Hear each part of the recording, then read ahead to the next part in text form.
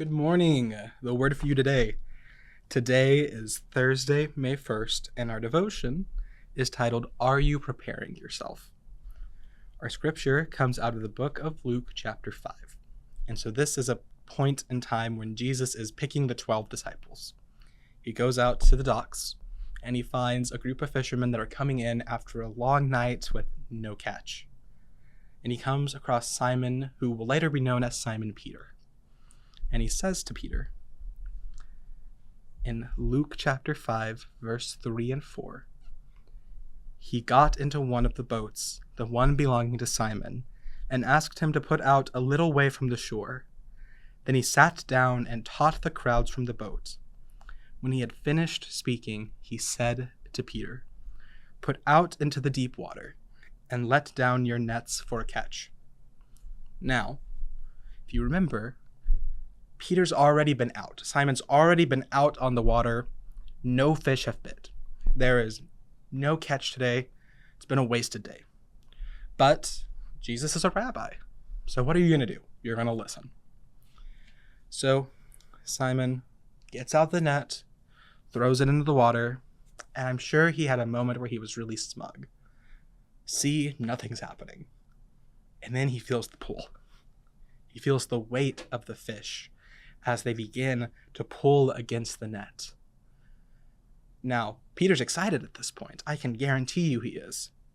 But the passage tells us that as he tries to pull it up, he realizes that the net is too heavy. There's too many fish inside.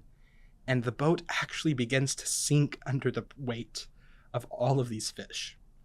So he calls out to other fishermen. He calls out to the other boats to come and help him. And they do. And they get back to shore safely with this amazing catch. Now, this is an amazing story. This is a story that shows that God will provide beyond your wildest dreams. It also is a story that God will call you purposefully. But there's another part of it. And I think it's a part that I tend to skip over. And I have a feeling you probably do too.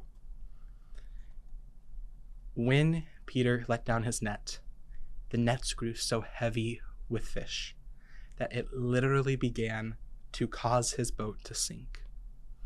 Now, I know it seems like a minor detail to show how many fish were there, but I think it also says something about our nature with God, our relationship with God.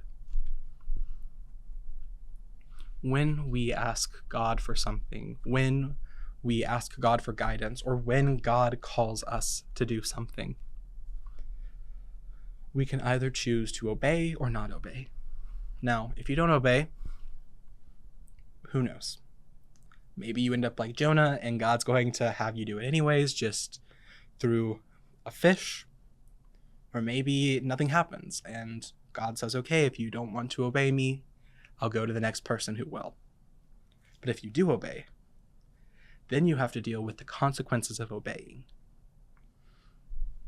Now, maybe that's nice and easy. Maybe it's like God telling you to blow a horn around the walls of Jericho and the walls just come down.